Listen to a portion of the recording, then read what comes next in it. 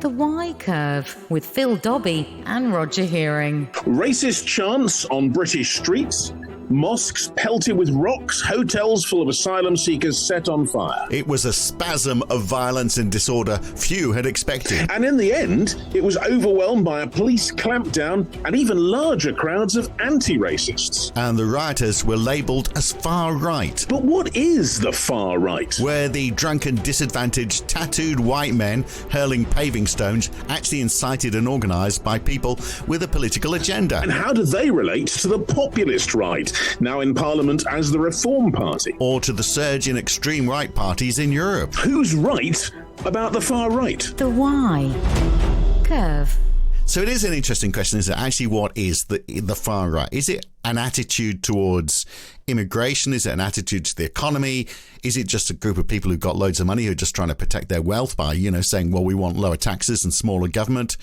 Or is it all about freedom? The freedom for me to live in the country that I grew up with, and I don't want any of these other things. I don't want change. What is the definition of it? Well, it's anti. I think the anti-change thing, yes, and the anti-foreigner thing is a very big part of it, which is the most traditional of all kind of phobias, really.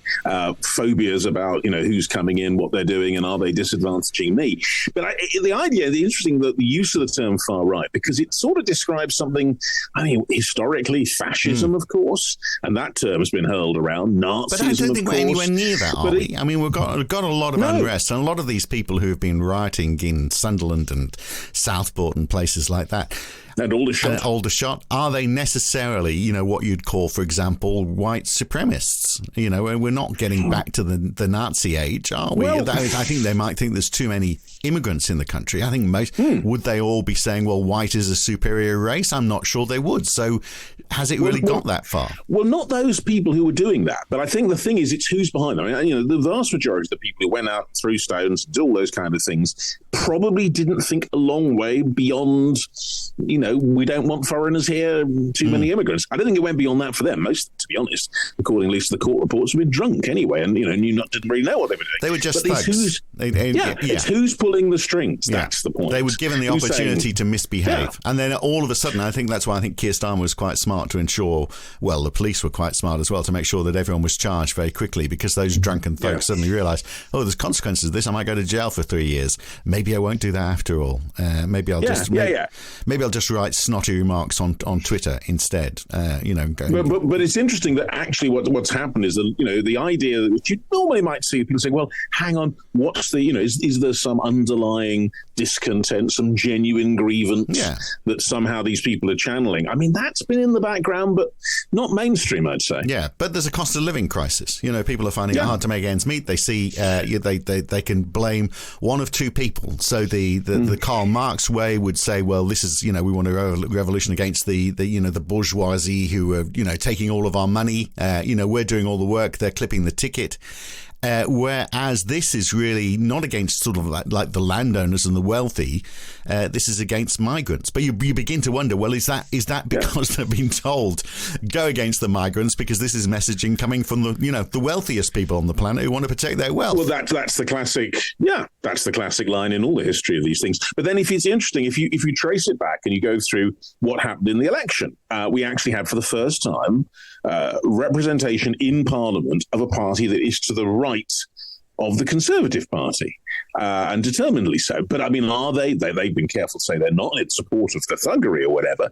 But are they the ones, the Reform Party, who have produced the atmosphere in which these things happen? Are they far right, or are they this term populist right? That's another interesting one, which is very different and reflects also, I guess, on what's happening in the US. Well, that sounds a little bit more acceptable. The populist right. It's funny, isn't it? Populism is a term which is being used as a derogatory term by some, whereas the people who follow it would say, well, hang on, what's wrong with being popular? Popular and populist, I suppose, is the difference. But I think it's not a healthy. I don't think either of them are healthy terms, populism or the far right, because people will say, oh, you're just labelling us now. And it just makes the whole situation more inflamed. Well, that's why we need to drill into what is the far right in reality. What does it actually exist? What does it consist of? Is there a sense that it is some kind of organised new political area.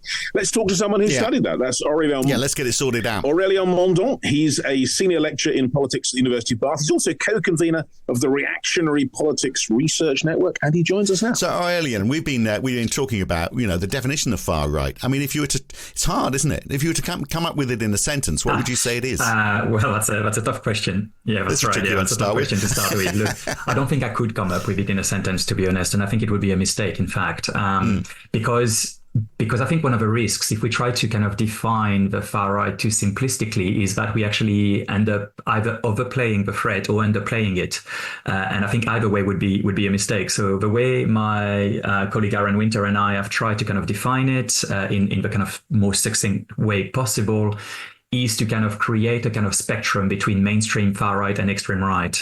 So the far right for us is, well, let's start with the extreme right. That's the most obvious one. The extreme right is what we saw in the streets of the UK in the last couple of weeks. It's the kind of violent form of extremism on the right that tends to be couched in racism, in Islamophobia, that tends to be quite often linked to fascist movements and so on. So that's the extreme right. So that's violent and that's outside of democracy. So you're drawing a distinction, just so we're clear, between the extreme right, which you talked about there, but you'd say far right is probably something different. That's right, yeah. So for us, at least, and look, it's not a perfect kind of way. So what we try to do is to come up with these kind of differences in a way to make sense of what's happening. So there's the extreme right, which is kind of like the one that everyone denounces, that, even far right parties will say, no, they go too far. So if you think of Marine Le Pen, for example, in France, or even Donald Trump, they will, or even Nigel Farage in the UK, they will say, these people are going too far. These people are racist. We're not like them. And so the far right is this kind of part of the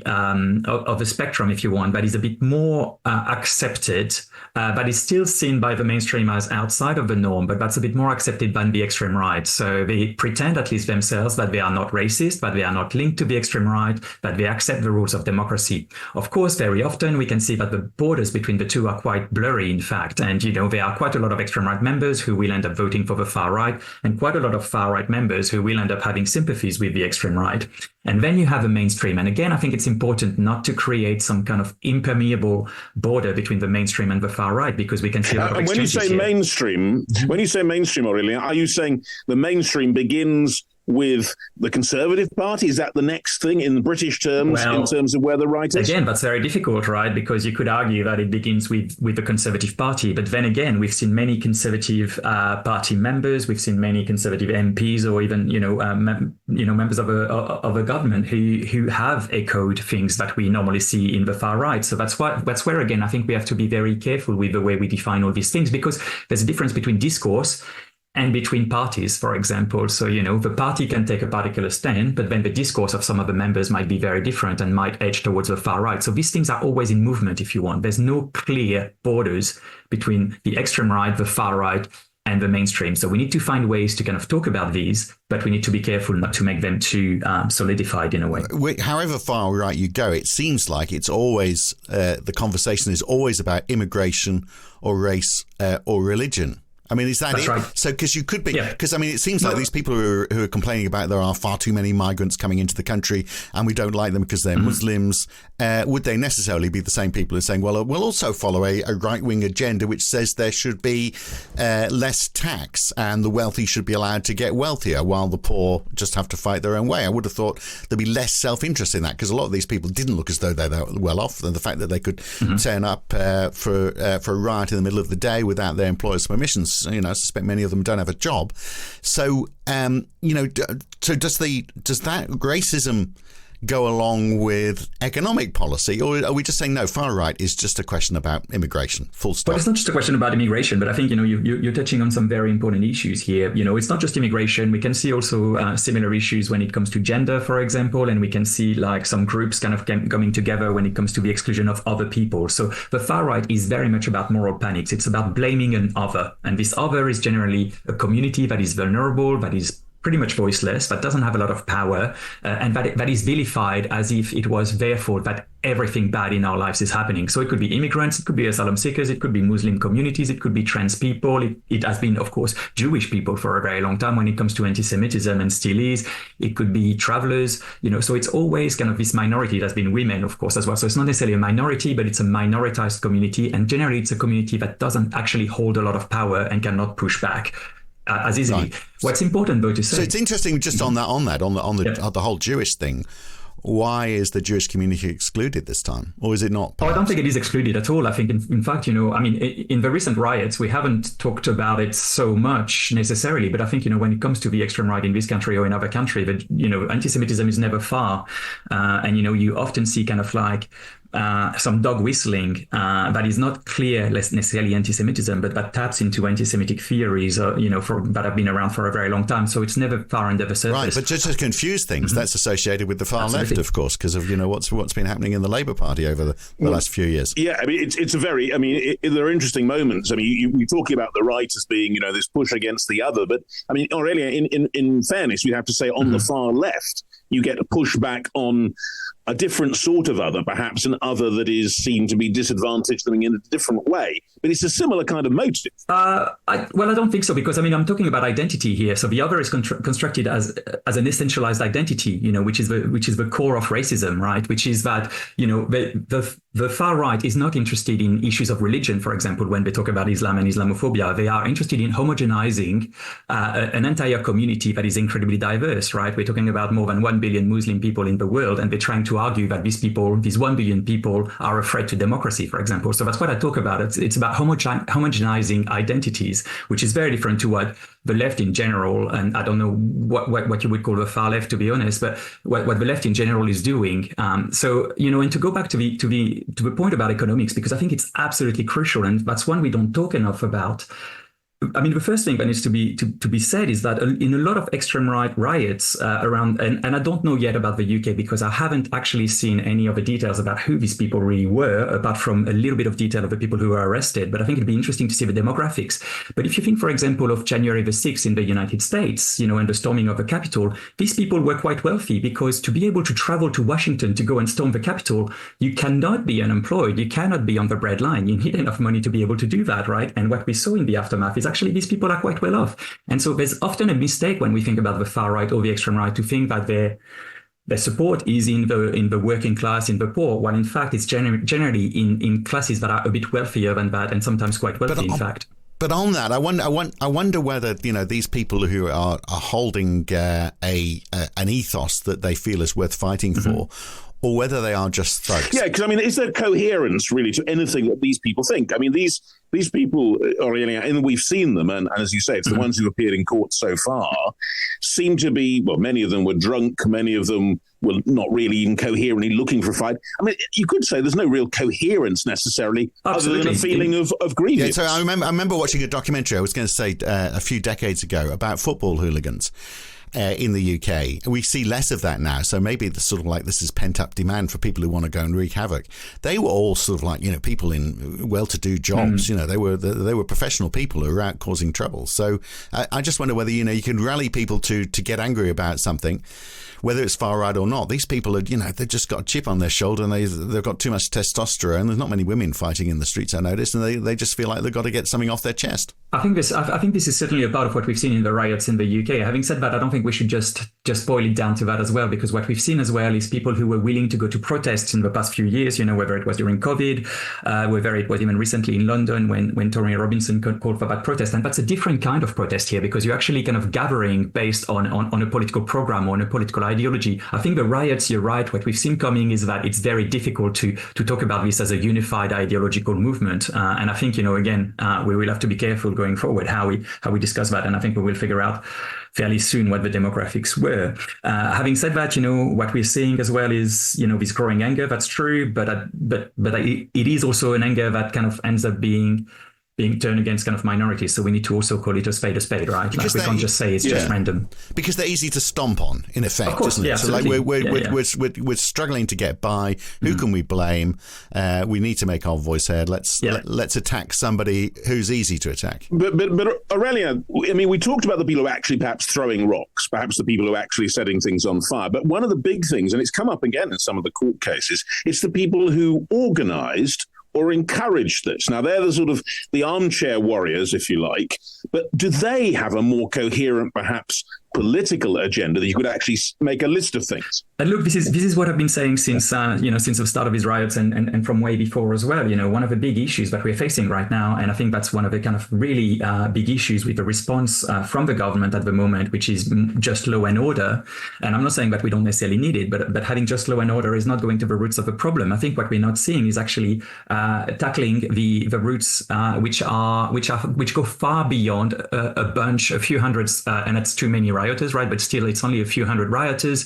I think, what has emboldened these people to act this way and to risk spending so much time in jail? I think we need to go to the bottom of this. And the bottom of this is the normalization of far-right discourse. And this normalization of far-right discourse, of course, has happened on social media by the kind of bad faith influencers on the far right, such as Tommy O, on the extreme right, such as Tommy Robinson, various other kind of far-right parties, far-right actors, and so on, like Elon Musk, for example, and since his takeover of X, but also in our mainstream politics, the way we've talked about certain issues like immigration, like asylum seekers, like refugees. When the rioters were chanting "Stop the boats" is not an extreme right, or it's not a slogan that is only used on the extreme right. It's a slogan that has become used in mainstream politics in this country, and so I think we need to be a lot more careful about the way our public discourse has been shaped to normalize and to legitimize these issues as if they were legitimate concerns. And we've heard that a lot, right, in recent days. The idea that, yes, these people are violent, they're racist, they're bad, but maybe they have legitimate concerns. And it's like, no, I don't think they do have any legitimate concerns, because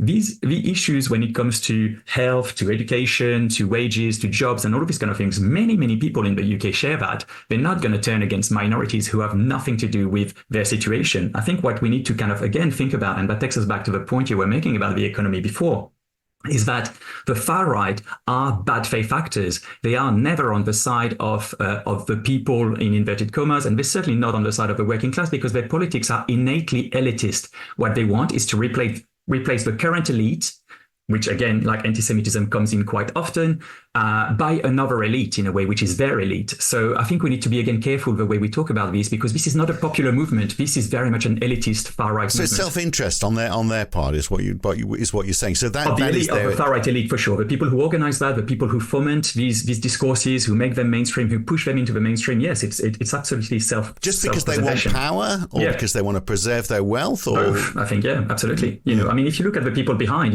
look at Trump, look at Marine Le Pen, look at Musk. These people are not the left behind, are they? They're also perhaps not traditional. I mean, you think of people like, for example, Trump, who is not necessarily traditional right. He's kind of populist, and populism is almost a different thing in a way. It at least tries to play with an agenda that perhaps isn't as right-wing in economic terms, preserving jobs in the coal industry, for example. In Trump's case. Then in that case, I mean, look, I've got massive issues with the term populism. I think it's done a lot of damage, to be honest, and it's kind of blurred things far more than it's helped us understand, because Trump might be making noise about preserving jobs, about like the working class, but two things. First, in terms of policy, it has not helped the working class at all, and in fact, is what he's done is lower taxes, is trying to destroy things like Obamacare, is trying to destroy whatever kind of little public services they had. So he's not doing anything for the working class. Yeah, he introduced tariffs, which actually in effect have pushed the prices up of imports. Exactly right. So I think the other myth that we need to debunk is the fact that he's not appealing to the working class itself either, right?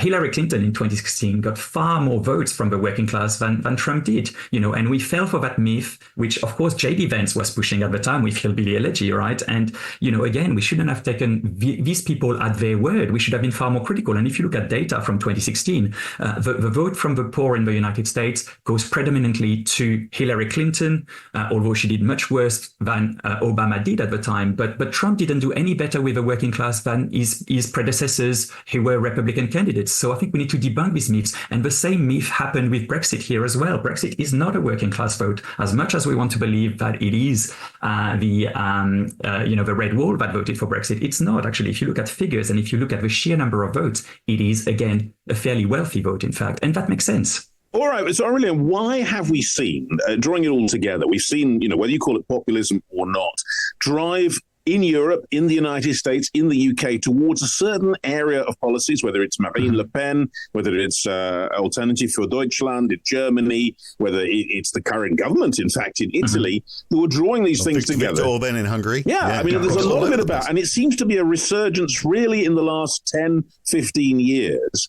Why is that happening then, if there isn't something at root that is driving this far-right agenda? Oh, there certainly is, right? I would say it goes beyond 15 years, I think, as well. I think it's been a very long time coming. It's been first coming from the kind of like ideological change on the far right, which was very well planned since the 1970s and 80s in terms of changing discourse and trying to reclaim a mainstream position. But importantly, I think, this is the result of the many crises that we are facing in Europe, that we are facing in many countries in the world, and that are not being answered, to be honest. And the far right is using this crisis to fill a gap in a way. And one of the big issues to me is that not so much that the far right is popular, which it is far too much, but it's still very limited in terms of popular appeal, even in the places where it's won. For example, if you look at abstention, you will see that quite often abstention is bigger than actually people voting for the far right. But I think what we like, the trick that we're missing at the moment is to look at the way the mainstream elite is using the far right as a diversion away from its inability to respond to the many crises we are facing, whether it's the climate crisis, whether it's inequalities, whether it's the cost of living and all that. And instead, what the mainstream elite is very happy to do is to say, let's just talk about immigration instead, even though immigration is not really a popular concern.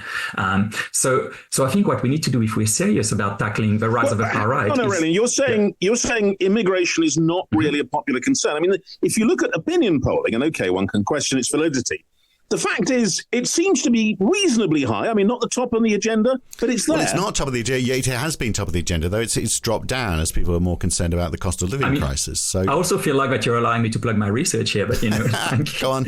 I actually used some research a couple of years ago. It was recently published in a report with my colleague Aaron Winter with the Runnymede Trust. What we look at is the way the immigration issue is constructed, right? We look at opinion polls and we tend to think far too easily that opinion polls give us an unadulterated version of what the people believe, which is of course not the case, right? 100 years ago already, Walter Lippmann was saying that we need to be very careful with opinion polls. They don't give us a picture of the world. They give us a very mediated one and so on. So what we did with my colleague, Aaron Winter, was to look at the Eurobarometer, because the Eurobarometer asks the same people two questions. The first question is, according to you, what are the two biggest concerns facing your country at the moment? And then the same people are asked, according to you, what are the two biggest issues you are facing at the moment? So when people are asked about their country, immigration is quite high, right? But immigration also rises and falls according to what's happening in the news. So it rises a lot in 2015-16. What happened then? I'll let you guess, right? Of course, the Brexit referendum, but also the so-called refugee crisis, various terrorist attacks in France and Europe and so on. So, immigration is talked a lot about in the media, but then it drops off. Right after 2016, after the referendum, immigration drops as a concern for people in the UK, which is fascinating, of course, because as we all know, immigration kept rising afterwards, but somehow we didn't talk about it as much anymore. But the most interesting thing to me is that when the same people are asked about their day-to-day lives, they don't care about immigration anymore. Immigration drops off. It's one of the least important concerns for people. What they care about is cost of living, and that was before the cost of living crisis, health, education, pensions, jobs, and so on and so forth. So again, what we need to consider when we talk about immigration as an issue of concern to people is like, how does it become an issue of concern? Because, even the three of us who, are very much interested in politics, our knowledge of politics and our knowledge of our country is mediated, right? We don't know everything about it. I'm a political scientist by name, at least. And yet I don't know everything. I don't know all the ins and outs about Westminster. I don't know all the ins and outs about what people think across the UK or anything like this, right? But is the agenda being driven by Westminster though, or is it? No, but the agenda is being set by various people, right? Like it's complicated. And but we mentioned some of them. So Tommy Robinson, Elon Musk, Donald Trump. But I think here we're letting off the hook the people who are setting the agenda first and foremost, and are just pretending that they don't have a role, like you and I, to be honest. What about the mainstream elite that has a privileged access to shaping public discourse? People still turn predominantly to the BBC for their news. They turn still predominantly to mainstream media, where even if it's via social media as well, we still have a lot of power. Even as an academic, I have far less power, of course, than the media or than politicians, but I still have an ability to shape the agenda. Look, I'm invited on your podcast. You're not inviting, anyone, right? So here I have the opportunity to shape the agenda, and that's why I'm trying to kind of shift it somewhere else. But I think we need to take responsibility but Aurelien, a lot of that agenda you're talking about, it's much less shaped by, I think, in many ways, certainly the newspapers, to some extent, maybe even the broadcast. In terms of people accessing media, an awful lot of it is social media. We know that, But social media is shaped by mainstream media, though. Up to a point. Example, people like Andrew Tate, for example. I think it's going the other way. People like Andrew Tate, for example, seen as a very destructive force in terms of misogyny and racism. He's not actually majorly on any of the mainstream media. He's not, but mainstream media impacts on what he's talking about. I mean, if you look at a lot of extreme right influencers, they take their cues from what's talked about in the mainstream media as well, to an extent. So they don't act. They don't act in and of themselves. The other thing as well is, mainstream elites have a responsibility then to cover these people in a particular way, have a responsibility to pass particular laws in terms of moderation and things like that. We know what works to prevent people like Andrew Tate to gain a massive follow-up, right? We know full well that when Alex Jones was banned from YouTube, his support disappeared. So, again, who makes these decisions? Who passes these laws and policies? Who decides to cover the far right or not? For example, there's a very interesting case in Belgium, in the Francophone part of Belgium, where the media across the board agreed not to platform the far right, and that did extremely well at removing their support. So we know all these things. We know the power we have. So don't give them oxygen, is what you're saying. But that works to a point until you start to reach Elon Musk. Exactly. I mean, Donald Trump was banned from the platform. Donald Musk buys the platform. Then he's doing a 2-hour interview with him. But here you can see one of the massive issues that we are facing as democracies, and I'm talking globally here, is the fact that a lot of our media now and our big media platforms are owned by people that are in very few hands, but also in hands that are bent on destroying democracy, from my point of view. The things that Elon Musk has been pushing in recent years is frightening, to be honest. But why is he doing it? Because it's bizarre. He is an interesting man, isn't he? Because on the one side, he's got the science projects that he's furthering, and if he just did that, we'd all be saying what a fabulous man Elon Musk is. And then on the other side, yes, this other agenda, which makes no sense because it's destructive for the empire that he's built. So, for example, there was a survey this week showing, I don't have the figures to hand, but just how many people who are thinking of buying an electric car will now not buy a Tesla in the UK as a response to Elon Musk's remarks about the riots. And similarly, those people who've actually got one of his cars wishing they didn't. I can imagine, and the number of people who are prepared to leave X. I left X myself last week because I just got shot. Yes, I mean, X very nearly crashed on that news alone, I believe. Absolutely, a big loss in traffic. So there's this, he's destroying his own self-interest. So there must be something deeper which is driving him to this. What is it that makes a sane man go crazy? He's really destroying his own self-interest, right? What has he lost so far? He's lost 40 billion buying Twitter, but what's it to him, right? The power he's got into shaping the agenda. I think also, what's fascinating about Elon Musk, and he's not the only one, is how we've fallen for the kind of Hollywood personality here. But if you look at Elon Musk's biography, he's never been the selfless guy.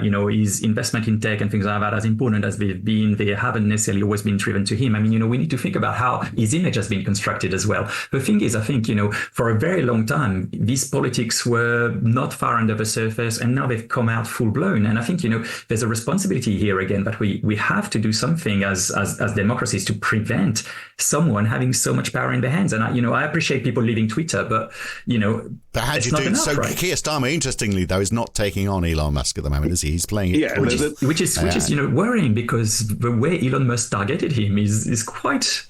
I mean, it's right. It was full on, right? Like, I mean, it was very full on. But it's money versus democracy, isn't it? But that's the point. I mean, that point about democracy. I mean, Aurelien, what we saw with the riots, what we've seen to some extent with the growth of the far right, as we said, in America, to some extent in Europe, and maybe here with reform getting into Parliament, whether they're far right or extreme right, whatever you want to call them. Is it a threat? Is it something we need or should be concerned about going forward? Because if the Reform have only 5 MPs, they're not likely to be a major force in that way. The rioters were in effect overwhelmed by anti-racist protesters. Is this just something we just really don't need to worry about? Well, look, this is a great question because the answer is it's difficult. We need to worry about it because the far right has a direct impact on many communities, right? After the riots, some people in various communities that had been targeted were not able to go out anymore, were scared to go out, have been massively traumatized. We're seeing many communities at the moment suffering the consequences of far right discourse as well as far right politics, far right rioting and things like that. So yes, we need to worry about it, but we cannot exaggerate the threat, and we cannot just focus on this threat, because the best way to defeat the far right is to stop giving them platforms, to stop giving them air, and instead to focus on other issues that can help us move towards a more optimistic future. So we need to tackle. Right, but they're self-perpetuating, aren't they? That's the problem. No, exactly. So for example, we had the attack in Leicester Square this last week, and there was an interview on Sky News which I saw. It appeared on my Facebook feed, and they were interviewing the security guard Abdullah, who actually tried to stop the stabbing, actually jumped on the guy, so really the hero in the situation. But then straight away the comments were all about the colour and the religion of the attacker, and then it started going on about, well, you can see he's Muslim because his name's Abdullah. This is people who've got their completely wrong end of the stick. And we should say, of course, all this is going to be in front of the courts, and we don't actually really know anything about this. Well, we don't know who did it or whatever, but we know Abdullah was there, and he was interviewed, and everyone is assuming that he was the perpetrator because people are just looking at the surface. They're not digging down on the detail. The flip side of that as well is to portray him as a hero and using that as the kind of line that Muslim people have to cross to be able to be accepted, right? And which is something that the three of us wouldn't be asked to do, right? So yeah, I agree entirely. And I think I think what we need to do is really, this is the result of 2 decades of normalization of Islamophobia, right? I mean, we could pinpoint it to 9/11, but in fact, we could even pinpoint it to before that. And this normalization will take a while to fight against and to remove. But we need to work on it now, and we need to turn away from these issues, to stop talking about immigration the way we've talked about immigration, to stop talking about asylum seekers the way we've been talking about asylum seekers for a very long time, and instead talk about other issues where the far right has no answer to. Because if you talk about health, if you talk about education, if you talk about jobs, if you talk about the economy, the far right has no answer to them. And this is what we need to focus on, really. And once we focus on that, once we actually provide answers, provide narratives, provide discourse that resonate with people's day-to-day concerns, immigration will drop off the radar, and the far right will drop off the radar. They will always be there. They will always be afraid. That's why we always need to worry about them, because which sounds fine, but then you've got to change the editor of the Daily Mail. You've got to change the editor of the Daily Express. You've got to somehow. But you also need to change the editor of the Guardian, to be honest.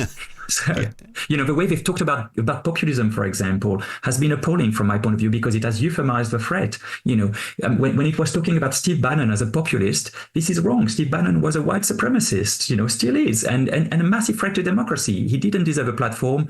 And we see that too often, unfortunately. The problem is the far right gives clicks. But Aurelien, realistically, this isn't going to happen. People are going to keep talking about it. We're talking about it, but people will keep talking about it. So to that extent, and the extent to which, as I said, with reform in Parliament, it's become part of a normalised politics. this is going to happen again and again, isn't it? We're going to have more riots of this kind. We're going to have growth on the far right. But it is incited. I wonder whether you got a point there earlier. I wonder whether actually getting all of these editors, all of the mainstream media together, having almost a forum to nut out the discussion we've just had for half an hour now, having it for 2 days, and maybe looking at how we address this issue and how we create more balance back in the media. So it's not going to happen. They're not. There's no appetite for that in. But you might well be right. But I think at the same time, I agree with you that it might not happen, right? And it's unlikely. But at the same time, that's the only solution. So, either we're serious about the threat that the far right is posing, and therefore we actually think about the way our democracy is working, which is feeding straight into far right narratives and strengthening its power, or we just throw our hands up in the air and give up. The point is like none of what I'm proposing and none of what I've proposed through my research about addressing the rise and mainstreaming of far-right politics is out of this world, demands massive reform or anything like this. It demands accountability and it demands responsibility. And, as Phil was saying, these people probably already know, or they could just listen to what we have to say about these kind of things. They just don't. And that's a choice. And from my point of view at this stage, when we're seeing riots in the UK, when we're seeing Elon Musk as a threat he is today, this is complicity if you don't do anything and if you don't change course, from my point of view. Well, yeah, I mean, if there was a motion, if there was within the media industry, so right, we've got a 2-day summit. We're just calling it Calm Down, and we'll look at the role media has to play in all of this. If the editor of some of the papers that are pushing out some of the more extreme stuff were to say, well, we're not going to go to that.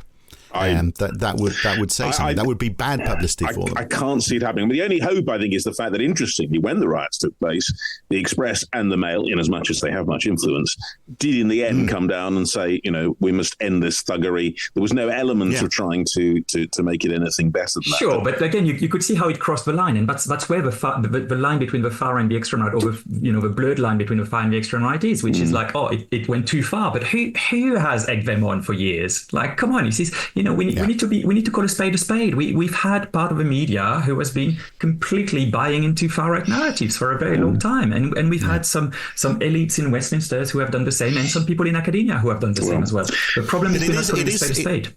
You get down to the to follow it back to the roots. It's always, as you say, a handful of people whose agenda. It's bizarre. It's so. We wonder whether Donald Trump is narcissistic. Well, you don't have to think too hard about that, do you? But there's something in the psyche of these people where they have to have more power. I don't think it is money, is it, or control? It's the power that they want. So Donald Trump is very concerned about how well he's rating, how his marches got more than Martin Luther King, for example. I mean, what a thing to say. It's feeding his own ego. I mean, he doesn't have anything else. He doesn't have a sense of humor.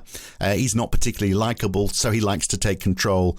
And that's all about it. I think all of these people, actually, I think the same with Elon Musk. He's not exactly, you wouldn't have a laugh with Elon Musk, would you? So all of these people, I think, they've got something deep-rooted within them that means that something missing in their personality, which means they've got to take control. I'm sure Hitler wasn't a fascinating guy to have around for dinner either. I think he probably had a bit of a personality absence. So I wonder whether that's part of it. It could be part of it, but I guess it's how we react as mainstream actors to these people. Do we platform them? Do we keep using them as clickbait? Do we, or do we kind of shift attention away? Or do we just stop interviewing them on the BBC for a start? Well, or do we sit and discuss it reasonably and see what we can come up with? Hopefully, is what we've been doing.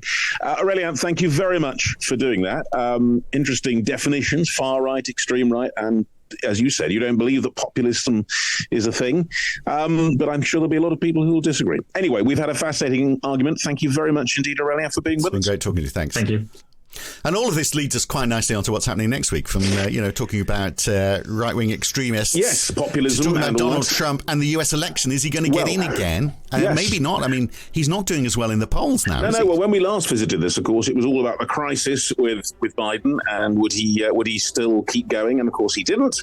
And in the meanwhile, Harris and Waltz are now the Democratic ticket, and the Democratic National Convention is coming up when she will be acclaimed. But will it do any good? Will they hold their lead, which is a very narrow lead right now in the polls? Well, sadly, I think a lot of it rests on the televised debates, doesn't it? Because that obviously was the downfall of Biden. Whether there's one or there's three, she thinks there's one. Donald Trump is out there saying that there's three planned.